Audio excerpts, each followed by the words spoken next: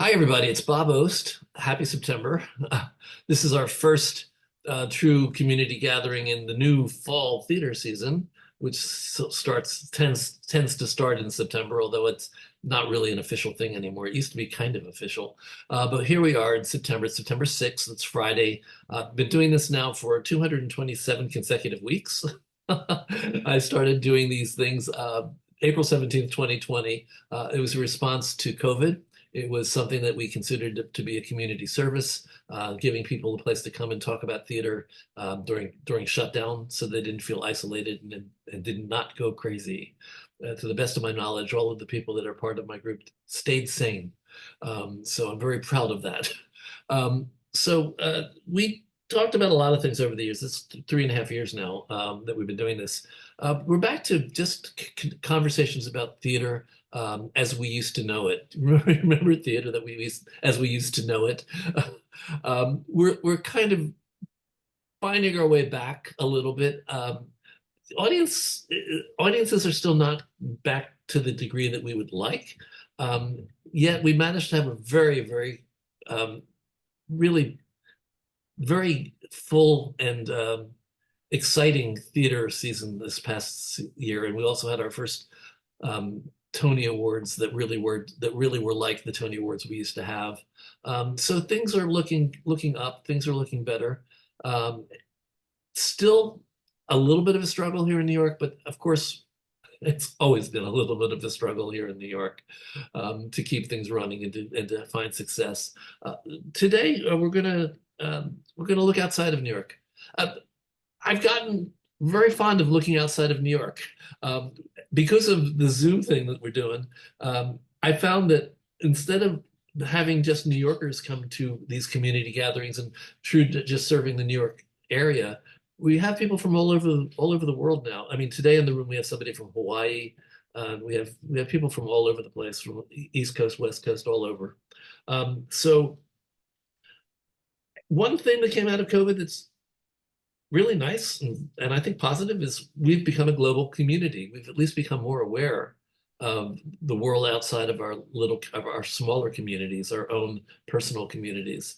And so today, I'm reaching into one of my previous communities. I am from Philadelphia. For those of you who don't know and can't tell, I am from Philadelphia, and I'm very happy to say that Philadelphia has a very thriving theater scene. When I moved away to New York, it wasn't quite as thriving. New York was really the better option for me a long time ago. I won't tell you how old I am. You can guess. So I'm happy to actually put my focus today on my hometown, Philadelphia. And we're going to talk about what's going on there, mostly in terms of musical theater. But I think if I ask nicely, we might touch on things that are not necessarily just musical theater, because not everybody in the room and not everybody who's here today writes for musical theater. I'm going to bring in my guests. We have Barbara Bellman and we have Charlie Gilbert. I was just rearranging the screen so I get the right visual for my YouTube audience. See, guys out there, I think about you. And they are part of a company called MusiCoLab, and it's a very complicated and clever name that I think combines the idea of being a music lab and music collaboration. I think I got the heart of it there. And there's a lot more in Philadelphia than MusiCoLab, but let's start with who you guys are, and what you're up to. Charlie, well, actually Barbara, because Barbara was the founder. She came first. Which came first, the chicken or the egg? Barbara came first. So Barbara, tell us a little bit about why you created MusiCoLab and what it is, and who you are, and what you do. Unmute yourself first. Unmute yourself. There we go. I'm a graduate of NYU Tisch, the Graduate Musical Theater Writing Program. And I was going back and forth to Philadelphia, to New York from Philadelphia, pretty much every day. And I thought I was inspired by the Musical Theater Factory. and what they were doing and how they did it and the casualness of it, but also the community that they had created. And I came back after graduation and I said to Seth Rosen, who's the producing artistic director of Interact, wonderful theater in Philadelphia, I suggested to him that we might want to create something similar to the Musical Theater Factory. And he liked the idea, but he felt that we should reach out to the community and talk to artistic directors, creators, people that were interested in doing something like this. And we held two meetings with a variety of people from the Philadelphia Theater Company and 11th Hour Theater, which is no longer in existence, but and several other theaters. And we talked to academics and so forth. And what came out of it is that people were hungry for a community where they could come and meet other people and perform their work and feel safe. I wanted, my personal agenda was that I believed that people in the community want to see work in progress. They like seeing how the sausage gets made, and they would come to these salons to hear the songs. And we proved that that's true. From the very first salon, which was in my apartment, we had over 60 people, just guests, who came to hear songs from about 8 different creative teams. Second one, we moved. Well, Barbara, well, you have me beat. That's how I started TRU in a very similar way in my apartment. I only had 30 people show up at my apartment. 60 is pretty impressive. It was impressive. And then we moved it to a larger apartment and we had about 70, 75 people. And then we decided we were going to move it into the Drake Theater, into their proscenium, because we had so much interest. And the shift for us was that we actually started charging a nominal fee, like $15 for people to come. And they did, they paid. They wanted to be there. They wanted to be there to support their friends. They wanted to see what was going on. And from that, we were able to cultivate donors who were willing to contribute. They became founders. And we have built a really great community. I will say that that MusiCoLab took off when Charlie agreed to join us as executive director. He brought I'm gonna take that as a segue. That okay, if you want to, I can shift to Charlie, but No, actually, I wanted to fill in one thing. For those of you who are not from Philadelphia, which is like all of you, um, the Drake is this beautiful. It was an apartment building. It still is an apartment building, isn't it? yes, It's it is. and apparently somebody had the idea that there was a space downstairs that could be converted into 2 different theaters. Yes. Can you tell me when did that happen? Because it was new to me when you and Charlie told me about your having a performance on Hicks Street. I couldn't even remember what Hicks Street was, but now I remember. The ballroom at the Drake was being used as a theater when I joined the faculty at the University of the Arts in the late 1980s. UArts was renting it, and then UArts gave up that ballroom space, gave up the lease on that, and then a consortium of theaters led by Seth Rosen at Interact raised the money to convert it into a well-outfitted, modest but state-of-the-art facility focusing specifically on new plays. So the Drake touts itself as being Philadelphia's home for new plays. And since we are producing new musicals there, we fit right into that scheme. So do you happen to know when it first happened? Well, I haven't been in Philadelphia for so long. I moved 45 years ago, so a lot has happened since then. It happened. I'm gonna correct me if I'm wrong, Charlie, but I think it was around 2017 when the lease was signed. And it was a partnership with Interact and Playpen and Azuka and I think a few other theater companies. And I believe it was around that time, around 2016, 17. So how did it split into two? How did it wind up splitting into a larger and a smaller theater? Because I know one is 150, 100 and Well, the Proscenium Theater is about 110 seats, and then the Bloover Theater is a black box theater that we can squeeze 75 seats into when we're being ambitious. And that was really part of the design when it was converted in as Barbara, I think that sounds right, 2017. Before that, it was just one large dance theater that was being used by UArts. Okay, so thanks for catching me up on that because I've been curious about ever since I actually went to Philadelphia a week like last weekend or the weekend before. I guess it was last weekend and walked past the theater. I was there too late to actually see your show, and I was sorry about that, but we didn't get in until 7. But it was interesting for me to see that and to actually see those spaces were there. I would love to come back to Philadelphia and look at them more.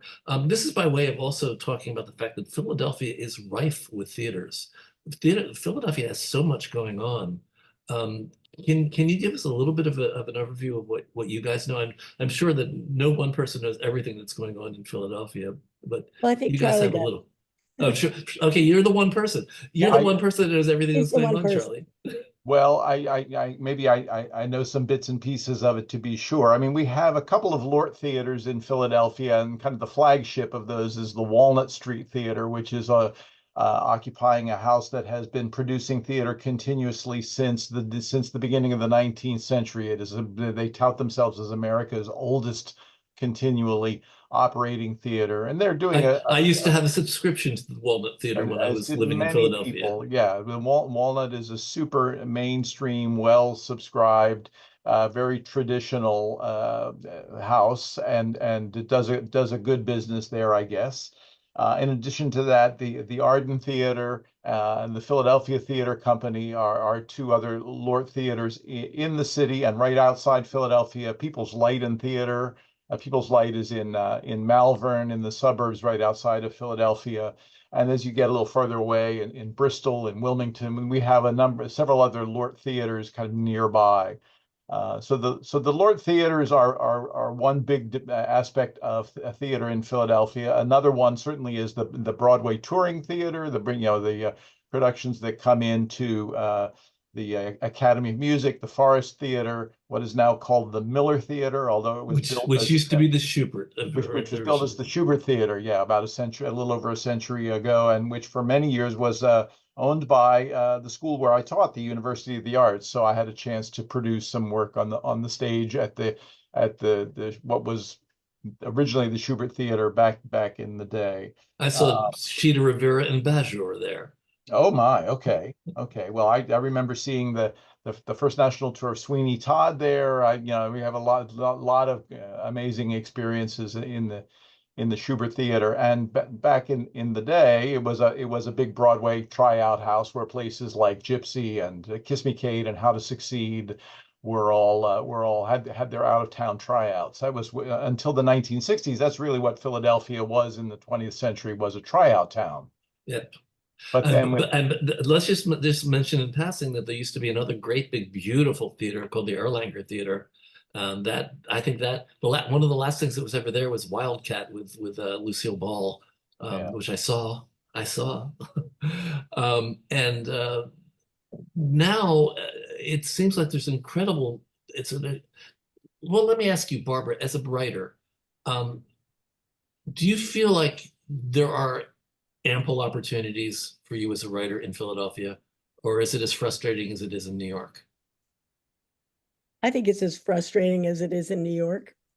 I think that there are more writers than there are venues, and I think that the economics of putting on a show are such that theaters are going to be careful. So yeah, I think it's just as hard in Philadelphia. So let's also take a moment to acknowledge the Prince Theater. Remind us about the Prince Theater, either one of you. Well, the Charlie? Prince Music Theater started out as the American Music Theater Festival when it was founded by Marjorie Samoff and Eric Saltzman back in the early 1980s. I think 1984, 85 was their their first season. And they produced initially as a festival at venues all over the city, doing some really amazing work and giving a lot of early career opportunities to people who are now kind of household names in the musical theater. People like Adam Guettel and Tina Landau, Ricky Ian Gordon, George C. Wolfe, Julie Taymor, Philip Glass, when he was writing a lot of his operas were first seen there. So there was a moment especially in the late 80s and the 1990s where the American Music Theater Festival was just killing it in terms of musical theater, opera, commercial musical theater, Alan Menken's Duty Kravitz, and experimental music theater and cabaret. They kind of made it their mission to try and cover all of those forms of musical theater. Later on, they decided they wanted a permanent home, a theater of their own, and they built one on Chestnut Street in the old Midtown Movie Theater. And they named the space and renamed the company the Prince Music Theater in honor of Hal Prince, who was one of their benefactors or supporters of what they were doing. And so they were from, I think, the very early 2000s producing at their own space on Chestnut Street. And they did that until about 10 years ago when they struggled to raise the funds they needed to and to have the successes they needed to remain viable, and they closed their doors about 10 years ago. So I want to note, in case you didn't see it in the chat, that Danny Tepper says, "I'm from Philly and was at the first two MusiCoLabs, and what these two have created is absolutely amazing and has been a game changer for me." So let's move to MusiCoLabs and let's talk about what your original ideas were for it, whether that's what you wound up doing, or did you learn anything along the way, and if things changed, and what do you offer now? Okay, that's a lot of questions. Yes. I'll take some of that. When we started, we wanted to just build a community. And so we showcased the two songs from a variety of different creative teams and presented them. And then they sat down and we met and mingled. And we did this every 2-3 months. Danny's absolutely right. She had a show I think a couple of shows that she presented at MusiCoLab. And it gives the creators a chance to sort of hear it. We provide talent for the creators and a music director to play the music. And the creators get a chance to sort of see how it plays, see how the audience reacts. And from that, they can go away and decide how they want to improve it and so forth. But it puts their face in the frame. And that was something that we wanted to do, and we still do. And after doing several salons like this, I called them salons because they were just presenting a couple of songs from creative teams. We usually did 7 or 8 teams. We wanted, now what? We've proven that we can have an audience for these shows. That was another goal that I had, and we did. We proved that we have an audience, and the proscenium is always full when we present our shows and our lineups. But now we're looking at how can we provide an opportunity for our creators to showcase a little bit more of their work. So with Charlie's help, we have now created 30 minutes of a show, maybe do 2 or 3 in a time slot. So we give the creators a chance and the audience a chance to hear a little bit more context for the shows. So that's another thing that we have developed. And then going beyond that, we're now providing developmental opportunities for what we consider our shows that are kind of ready for a little bit more of a push. And I'm going to let Charlie talk to that because he just completed a very successful showcase of one of the shows. Charlie? That's right. So I will just say, to circle back a moment, that I was one of those writers who was presenting in those salons in various apartments, and my first involvement with MusiCoLab was just as a fellow creator, like other people in the group. But then after I retired from the University of the Arts and had a little more opportunity and was talking with Barbara and with Seth, I saw that there was an opportunity maybe for if somebody stepped in with some energy, leadership type energy, that this could be a really exciting endeavor. And so we agreed that I'd come on board about a year and a half ago. I started as executive director for the organization, and we built out a more ambitious program of activities. What Barbara's referring to is what we call a developmental workshop. And in August, we just completed our second developmental workshop. This was a musical called In the Temple of the Honky Tonk, with songs by Michael Ogborn, directed by Bill Fennelly. Bill is also the conceiver of the program, and the third writer on the team is Jen Childs, who is an actress and comedian and playwright, and the artistic director of 1812 Productions, another very active comedy-focused Philadelphia professional theater. So Bill and Jen and Michael Ogborn are all really, like, as far as Philly goes, these are kind of OG talents. They're people who have a lot of experience, a lot of credentials, both in Philadelphia and all over the country. And it was really exciting to bring them together to work on this new project that they had envisioned. So we gave them a week in the rehearsal room, and then a couple of performances, did a couple of sold out performances with talkbacks afterwards, a lot of enthusiasm. And I think that through that, we're seeing the possibilities maybe of some future partnerships and productions, so that piece, I think, is going to have a future life. Well, I have a few questions about all that you did. Let's go back to your salons where people were presenting two songs. Were they presenting them in context of a scene, or were they just presenting the songs? They would introduce the song, maybe a little bit of scene work. Sometimes they just explained, this is the song moment, this is the show. We always did a little write-up to describe what the show was that they're working on. And so they would do a little setup. Can I just pause for a second to say one thing? Sure. When we first began, there were some people in the community that are more advanced in their careers, and they came, but they didn't stay initially because they thought, oh, this might be kind of amateur hour. And they didn't feel like it was going to be the right thing for them. But as we have progressed and the work gets better and the visibility of this program has gotten better, they have come back. And that's really exciting for us.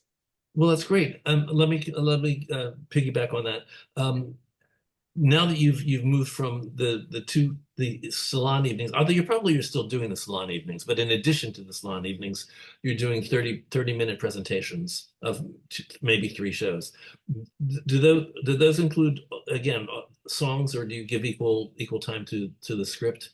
Well, in that, and what we call that is our spotlight series format, where we give a show 30 minutes, and we do in that situation, well, we, at the writer's discretion, we do the 30 minutes that the writers feel would be most useful to them. So in the spring, we did 3 projects. I'll just talk about one of them a little bit, which is a musical called Far from the Tree. Far from the Tree features the music by Rob Maggio, who is a Philadelphia-based composer, and the book writer and the lyricist Justin Warner and Kristen Maloney are actually New York-based. So we are, that project is has both Philly and New York roots. They all met each other at BMI.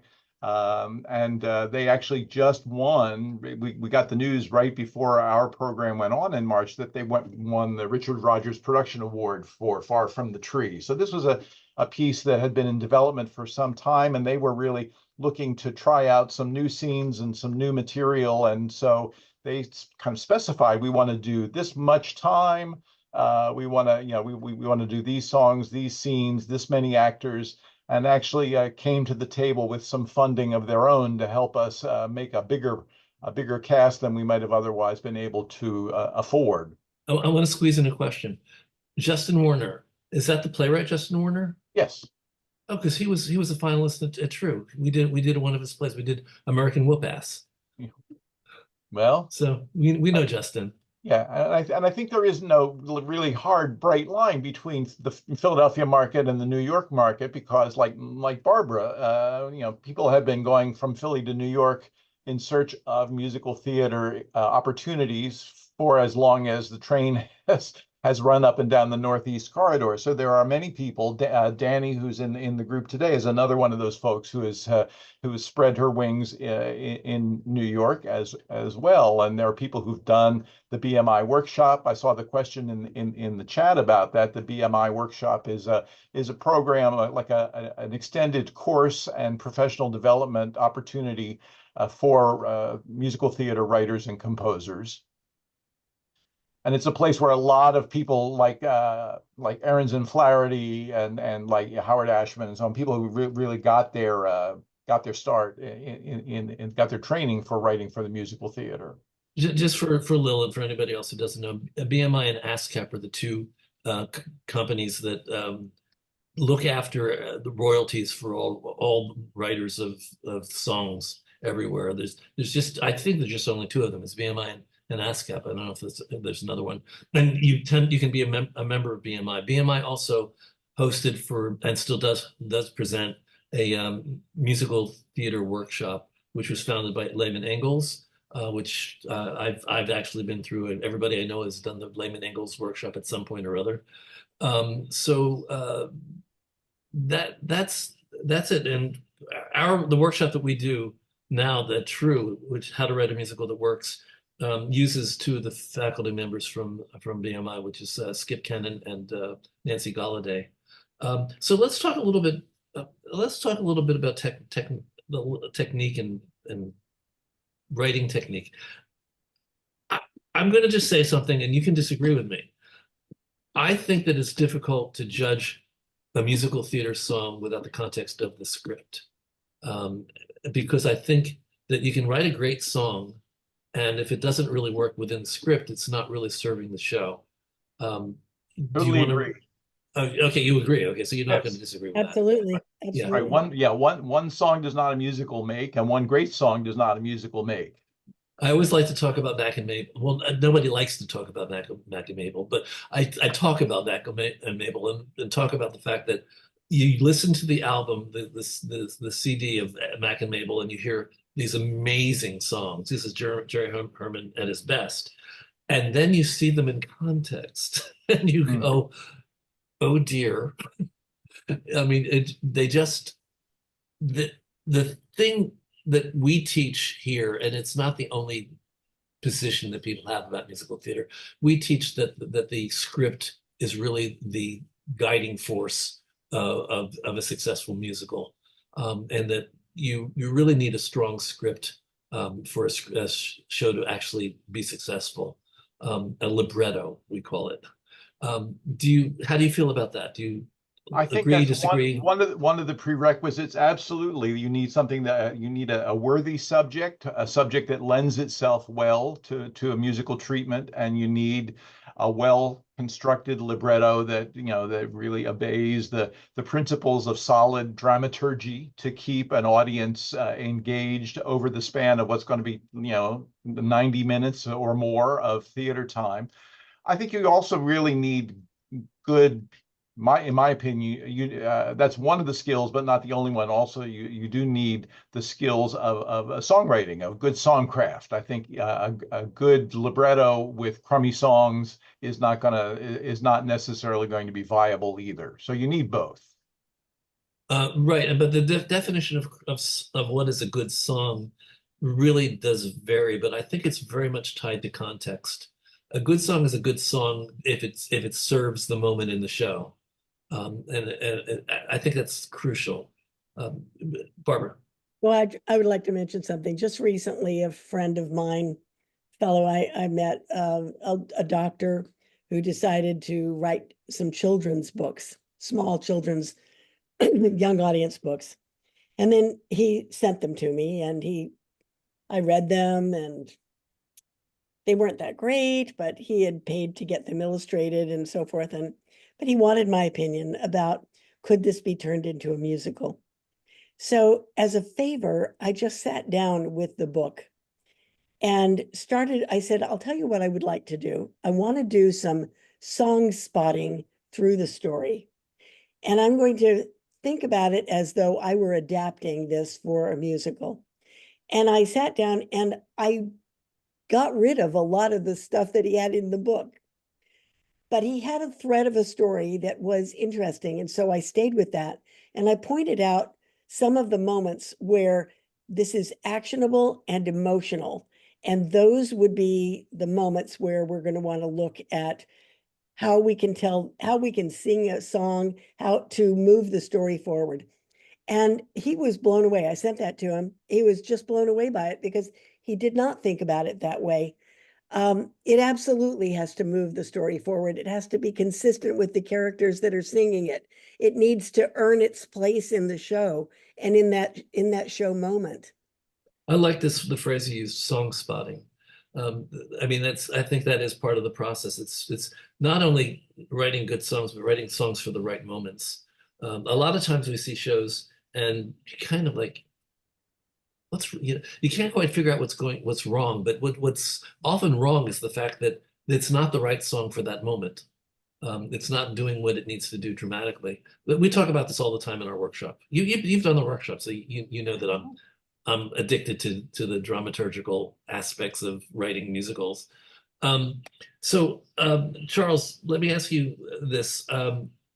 What you said that you write, I'm not remembering. You write music, or do you write music and lyrics? Do you write book? What do you write? I write music and lyrics, and currently on the project I'm currently working on, I'm writing the book as well.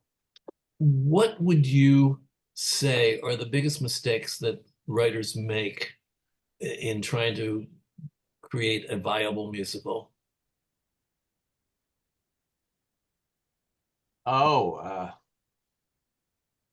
Well, I guess the different one would be just not being able to translate a subject into a story. To say I want to write a musical about the Kennedys, and which is an exciting subject, for instance, doesn't necessarily mean what you have to translate that into a storyline, and a storyline which kind of features moments that really can be supported by music and lyrics. So the phrase that we like to use is, why does this moment sing? Why does the story sing? Yeah. You have to find a story that actually has a reason for singing. I'd like Barbara. to add to that. I think that finding the right story and where that story begins and who you're following is the most critical thing in terms of storytelling. And I think a lot of people, and I'm in BMI too, and just because we're in BMI doesn't mean that they don't make some of the same mistakes. But I'm sorry for the noise. I didn't. Zoom has an excellent noise gate, so we didn't hear anything. Oh, good. Okay. The door ring and dog barks. Anyway, I do think that finding the right story, and when I say that, you could find a topic that might be really interesting to explore, but figuring out you might do a ton of research and all of it is great material, but finding that one nugget that would get the audience interested and start building from that, it's sort of like from the inside out, as opposed to from the outside in. How can we cram all of this great information into the story? No, how can you start from the core and build out? And Barbara, you had a very powerful experience with the project you've been working on for the last couple of years, right? You identified a particular period and a moment in history in Buenos Aires, and at the time of the Holocaust, and built that into the musical Bordello. But it very much is built from the situation and the characters out. Yes. I had to leave a lot of stuff on the cutting room floor. And it's interesting, when we've gone through a lot of readings, when people are in the room, the actors ask, and other people who attend, they want to know, well, how did this happen? They want to know the backstory. They're interested enough to want to know the backstory. And the mistake that that can be made a lot of times is that we think, oh gosh, we need to cram that backstory in there somehow. And what I've learned is you don't always have to cram all that backstory in there. It's okay if the audience goes away going, huh, I never knew about that. Gee, I'd like to know more. Rather than, okay, we put in we answered every question that anybody could ever have. It's also the problem when somebody wants to musicalize somebody's life story and they start with a birth and end with a death. It's Yeah, almost right. it's like Exactly. no, find the part of the story that really sings, that really has dramatic heft to it, and also that illustrates something about the human condition, that people can go away and say, I learned something, or I feel differently about something from watching that show. Do you ever talk about craft and technique in collab, my MusiCoLab? We do, yeah. I mean, we have a couple of places, a couple of forums where that can happen. We do a monthly writers meetup in person, as well as a monthly Zoom office hour. So there are occasions where we are talking with one another just as writers. And then we also do talkbacks after some of the presentations that we do. The talkbacks that when audiences talk to us about the work, they're maybe talking in a different way about the material than when we get together as fellow writers to talk about the work. But we do absolutely talk about questions of craft, and we talk about in a very supportive and positive way about ways to improve the material and move it forward. One of the areas that we continue to help creators with is not all creators are necessarily really knowledgeable or sophisticated in creating a score for a music director to play. And so we've had a few glitches from time to time when somebody presents their work in a form that is not ready for prime time. And we will help them. We will help guide them as to how they can improve the score, improve the notation in such a way that it can be, presented in a better way. Well, let's open this up. I want everybody in the room to actually put comments or questions in if you have anything that you want to ask. But let's also talk about how people can become involved with MusiCoLab. Do they have to be residents of Philadelphia?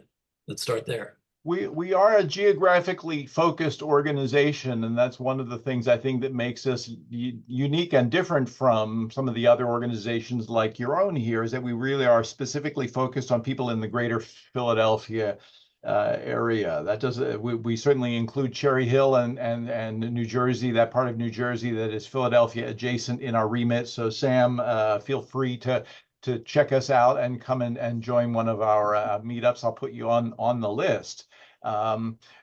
Within 100 miles of Philadelphia, there are people who are involved, or people where there's a creative team where one of the members really has a Philadelphia connection. Because we have several different teams where there are people in and outside of Philadelphia, but we're focusing on Philadelphia.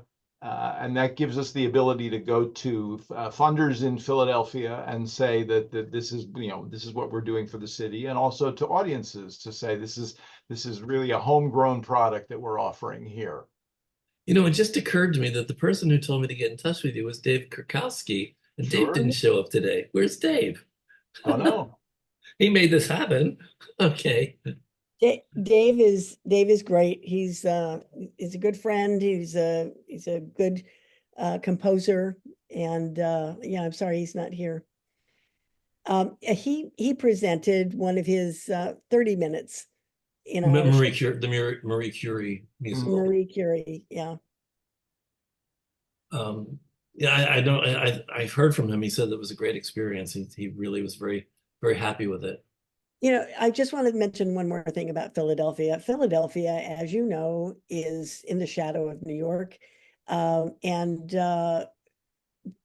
when I was living there, I live in Princeton now, but when I was living there, and going back and forth to New York, there's there's a little bit of an inferiority complex, as though there isn't great talent in Philadelphia. And with Seth Rosen, we set out to show that that isn't true.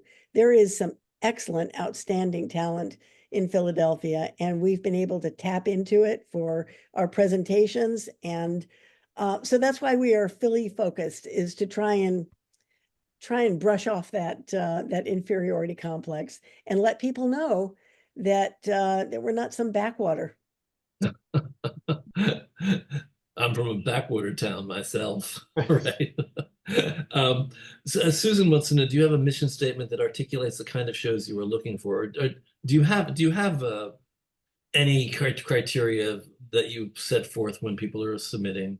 About the shows themselves, no, we're really open to all kinds of shows. Our mission is to support the writers and to develop a scene, a dynamic musical theater scene where writers and audiences and local producers all kind of are on the same page about in sharing their excitement about new musicals. We've had work that's kind of operatic and experimental in nature. We've had work that's super commercial in nature. We've had work that is, family friendly TYA style, and there are people who are writing a lot of different things. There is in Philly a real an active scene in the gay community, the LGBT community, and cabaret, and kind of exploring gender roles. And we have writers who are doing some amazing stuff in those areas. It's a very diverse body of work, but the thing that we all have in common is the Philly connection. But the criteria, when they're looking at submissions, they look at shows or songs or scenes that are ready to be presented. So it does require a certain degree of craft in order to get past the artistic directors that make the decisions. But we try to be as egalitarian as possible. And some shows are great and some are mediocre and some are not so good, but the craft of what they're presenting needs to be of a quality that a music director doesn't pull out his or her hair and go, what the hell is this? So so that's our criteria. Just it needs to be presentable, so that the music director that we hire on behalf, and the talent we hire on behalf of the creators, know that it's good. It may not be great in every instance, but it's at least good. Music directors are often a crucial collaborator in the development process, because a lot of people write music, but a lot of people don't know how to arrange their music. They don't, and there are those that hum into tape recorders, into tape recorders, into whatever we hum into now. What's a tape recorder, Bob? I know, it's like, I don't know, I'm too old for this. But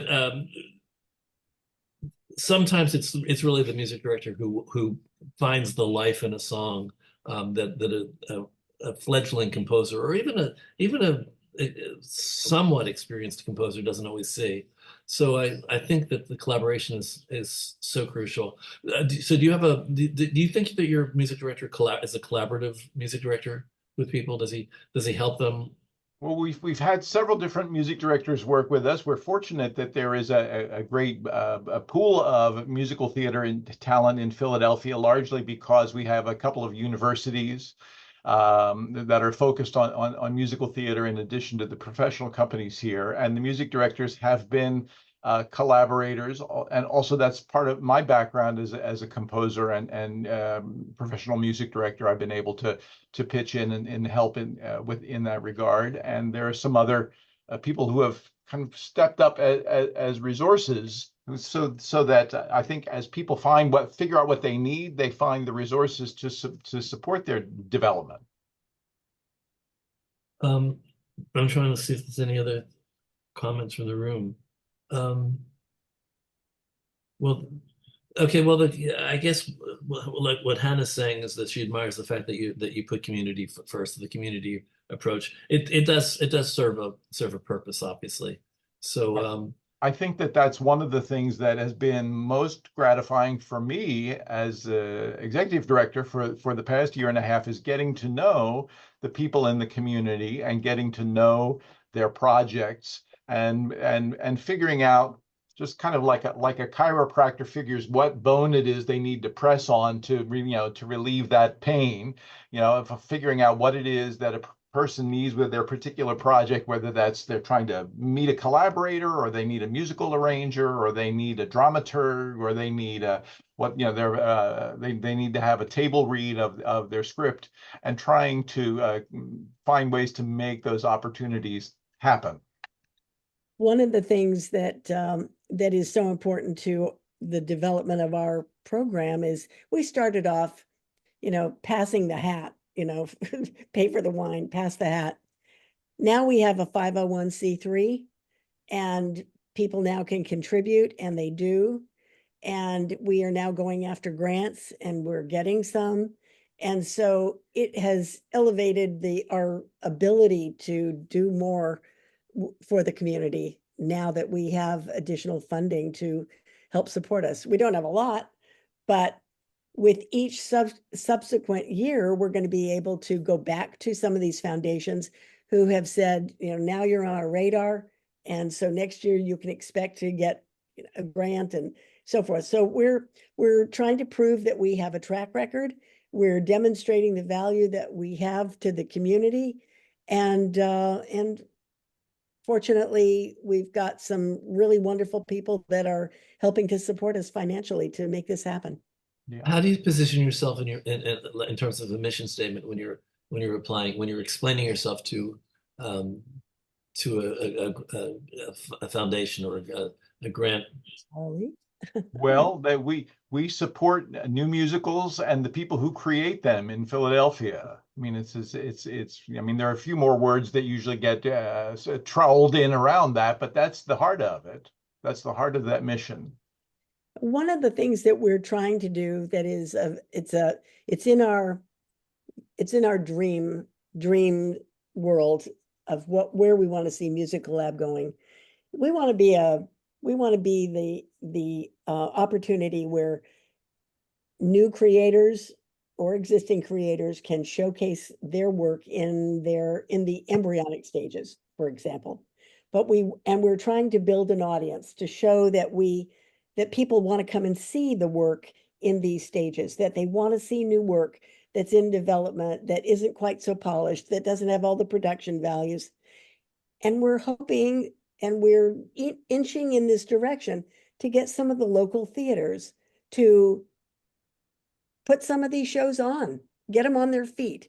But we're having to prove ourselves by proving that we have an audience, and that we have good work, and that's where we are right now.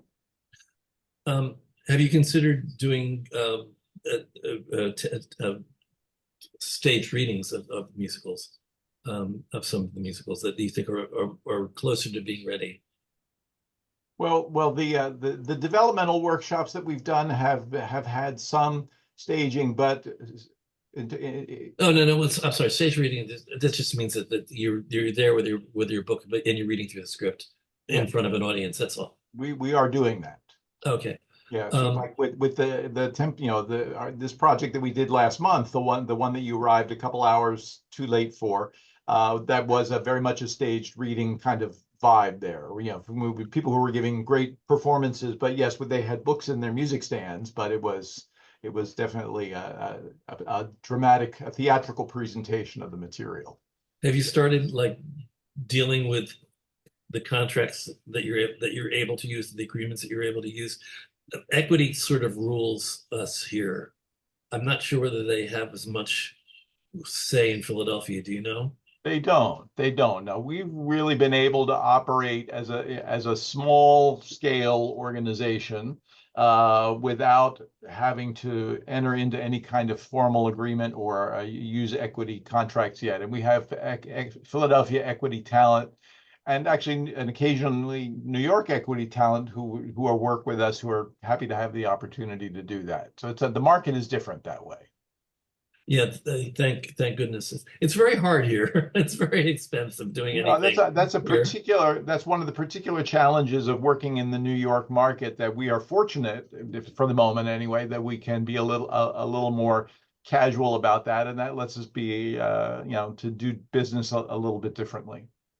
So writers out there in the room, let me hear you. Come into, raise your hand and make a comment or have a conversation with Charles and Barbara. Ask them a question. Who do we have? Okay, Hannah.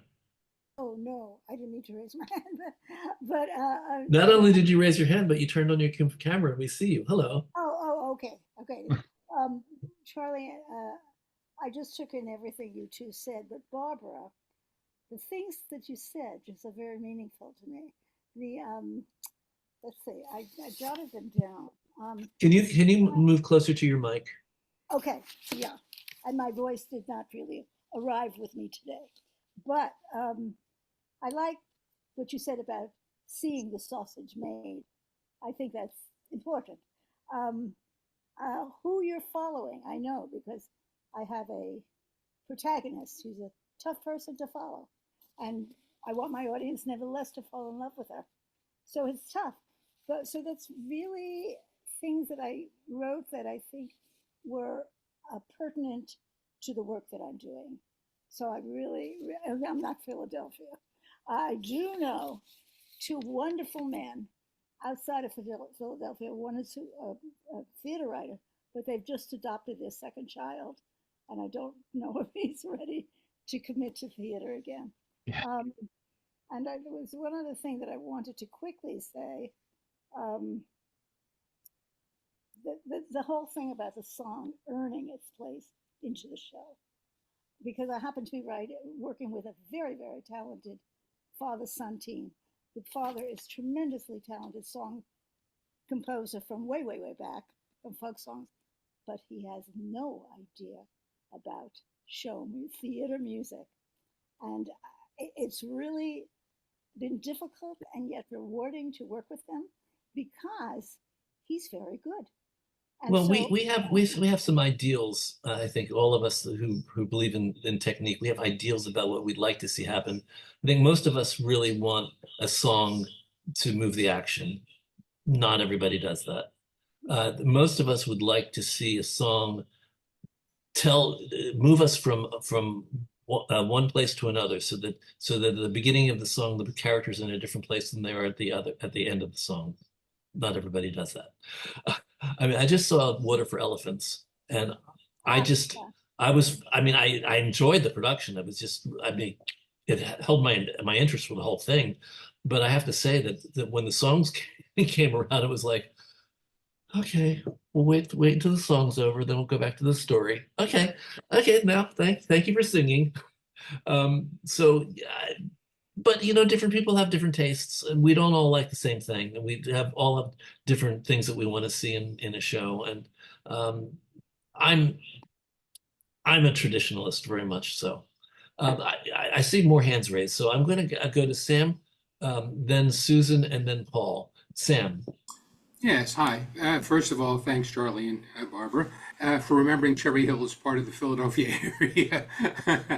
I have found from experience that, at least from my attempts, that very few theaters in Philadelphia seem to be interested in new material or working with playwrights. I'm encouraged to hear that you are, and certainly would want to hope to that we can maybe meet up and do something together. But I just haven't found a whole lot of theaters in Philadelphia that really will even accept submissions for consideration. Am I wrong on that, or No, you're right. You're absolutely right on that, Sam. And one of the things that we're trying to do is position ourselves as a conduit where we can help the people that we know are have projects that are really worthy of attention, get the very limited amount of bandwidth that an artistic director or a literary person might have in the Philadelphia theater. So we are gradually building up those relationships with the people at the theaters,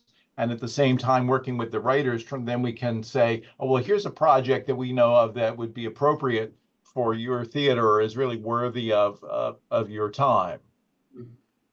Okay. I think that's terrific. Thank you. Susan was in next, and then Paul.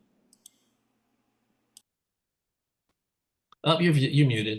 Thank you. I hadn't raised my hand. I was just looking at the gallery view to see who was here. But I do have a suggestion, which is that you position yourself as a 6th or 7th borough of New York in terms of theater development, and or as the southwestern Goodspeed. Because Goodspeed is kind of a closed system we're discovering. You know, how do you even get your script looked at and so on? So if there were a more flexible, amenable venue to which we could bring our musicals and get them staged and reviewed and all the things that they need to get to a bigger production, that would be fabulous.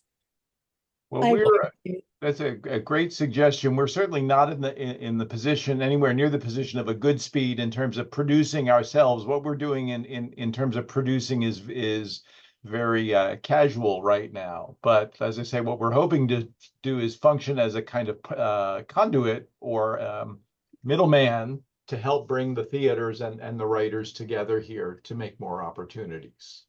Mm-hmm. Paul and then Wilhelmina. Paul? Yeah, I just had a production at Theater for the New City of a musical which basically takes place in Philadelphia. So I'm not from Philadelphia, but the whole second act is in the Philadelphia Institute for the mental problems. And is there any place you can think of where that might appeal to a Philadelphia audience, or somebody I might get in touch with, whatever? I don't know. Send me your one sheet and I'll think about it. Right? How do I send it to your? My email is in the chat. Okay, thank you. So everybody, make sure you check the chat for information. But if you don't, just know that we will send you the chat probably on Monday. Thanks Wilhelmina. to both of you. Wilhelmina, unmute yourself. Okay. There you are. As I mentioned, Eric Webb, anyone know the name Eric Webb? Sure, I was in a writers group with Eric. Okay, he's a fantastic dramaturg. I guess you know that. So I'm really excited about My Devil Ain't Gonna Win and the feedback that I got from him. And I'm looking forward to getting a stage reading because I know we have something here. And so I want to know if there's any advice from anyone. The co-writer for some of the music was a graduate of the U of Arts in arrangement. And he's a fabulous composer, arranger, vocalist. So Philadelphia? he has credentials. He makes me look good and I make him look good. Who is Yeah. that? Who's your music arranger? Raimundo Santos. Have you heard him? I have heard of him, sure. Oh, he's a wonderful person, great personality, and his talent is amazing. And we've had a standing ovation before. Actually, before I got with him, my late husband and I had a reading in New York in I think it was 2018 or 2019. We got a standing ovation. So I've been working on it for quite a while, but what we have now is something else. I just want to mention something so that we don't pass over this. One of the challenges that we've had as an organization is we are trying to get more people of color to submit and participate. And we ask and we try and invite, and we are trying to encourage more people of color to participate because Philadelphia is, it's a big town for that. And we want that. We want those voices. That's So if great. you know And people- my view, I'm sorry, go on. If you know people in Philadelphia that are interested, we could be a home for them. We would welcome them to the community. I want to ask something about that. I forgot, and we'll get to Arlene after that. But what exactly is the organizational the model that you use. Are you a membership organization? Do you have people who are part of a core group? Do people come and go? How does it work? There is no official membership, although I have a feeling we're moving in that direction where we'd like to formalize a membership. We do have people who are constitute a core group because they show up. They show up consistently for the meetups. They show up at the performances and so on. So that's how we've built a core group right now, is by the quality of the participation of certain individuals. And then there is a kind of larger pool of people who are less involved, or maybe less able to be involved. Right now, we're a small enough community that it's really possible for me to have a relationship with pretty much everybody in that community. But as we grow, assuming we're going to continue to grow, we'll probably formalize some sort of membership arrangement. I don't want to frighten you, but I actually knew every person that came through TRU until my database reached 700. After 700, I couldn't do it anymore. Although I still know the majority of the people that are active. I keep track of them. Yeah. It's create a database, by the way, and put clues in your database about everybody that comes through, so that when you talk to them, you really know something about them. Little prompts to remind you. Yeah. Bob, I'm going to jump off of this call in a couple more minutes here, just because I have to go to the see a new musical tonight. Oh, okay. Well, Arlene Corsano, did you want to ask something before I wrap up? Oh yeah, I'd like to tell Wilhelmina, it's really for everybody, but Wilhelmina, I have two shows, and they're both, the cast is it's a Black cast shows, both of them, about women, one a female songwriter, other one's female singers. And I've started in New Jersey. I've done some over in New York, all over New York, but I started in New Jersey because it's cheaper to do here. And there's a community that is looking for stuff, not to have to go in the city, even though it's close by, and it's cheaper, and they'll give you money to pay your people. You might not make money on it, but I haven't lost money. So Jersey is a good place to start out. And that's where I did, and moved into New York. And I'm going to wrap up. And then Thanks, Arlene. nobody has to leave. You guys can all meet each other and talk after I wrap up. I'm going to ask everybody to turn their sound off, because if I say goodbye to my audience and my YouTube audience, somebody will sneeze, and then invariably I lose the screen. So I'm just going to say thank you very much, Charlie Gilbert and Barbara Bellman. Thanks to Dave Krakowski, who's not here, for letting me know about MusiCoLab. But I definitely, as soon as I heard about it, I knew I wanted to have you guys on to talk about it. So thanks for being here, and thanks to everybody who is part of the community, who comes once, every once in a while, or every week. Some of you are here every week. God bless you. Very grateful to you for your support. For those of you out there who are just discovering us, I just want to let you know that we're Theater Resources Unlimited. We're a not-for-profit arts services organization, and what we do is we focus on helping people navigate the business of theater. We have a particular interest in developing and nurturing producers, but we also are very aware that artists need to know the business as well, and many artists are producers. They're self-producing artists. Many of you out there may be. So if you're just finding us now, that's who we are. I welcome you to come on board and be part of us and come to these gatherings every week. If you want to be in the room and you want to ask questions, if you want to meet my guests, I can make that happen. I say this every week. I can make that happen. Just email me at trunltd@aol.com, trunltd@aol.com, and I'll put you on the list and we'll invite you. Next week, we have Lise Walker, who's going to come in and talk about site-specific theater. She actually has pop-up theater that happens just in all sorts of site-specific areas of the world, not just the America. She does it in Europe as well. After that, we've got Irene Gandy, who is a legendary producer. She's the only Black female member of ATPAM, which is the Press Agent and Managers Union for Theater. And she's been around forever, and she knows everything. We're going to be talking to her. And the week after that, Tanya Pinkins, Tony Award-winning actress Tanya Pinkins is going to come on, and she's going to talk about not only being an actress, but she's a bit of an activist. So she's got a lot to say. She's very vocal. It'll be interesting for me and hopefully for you. It'll be challenging for me and hopefully interesting for you. That's it, everyone. If you want to support the work that we do, please consider giving a donation. We're trying to raise $9,000 by the end of September so that we can actually do a couple plays that we want to do and do a second musical in our musicals reading series. You can give a donation to us at trudonate.com, trudonate.com. Say that once more because I stuttered. trudonate.com. Please consider helping us and supporting us. You're always welcome to come visit us for free here every week at Friday at 5 o'clock. But if you do have it in your heart and if you are motivated to do so, a donation is always welcome. Thank you. And I hope you'll be part of TRU. And thank you for those of you who are already part of the TRU community. That's it for me.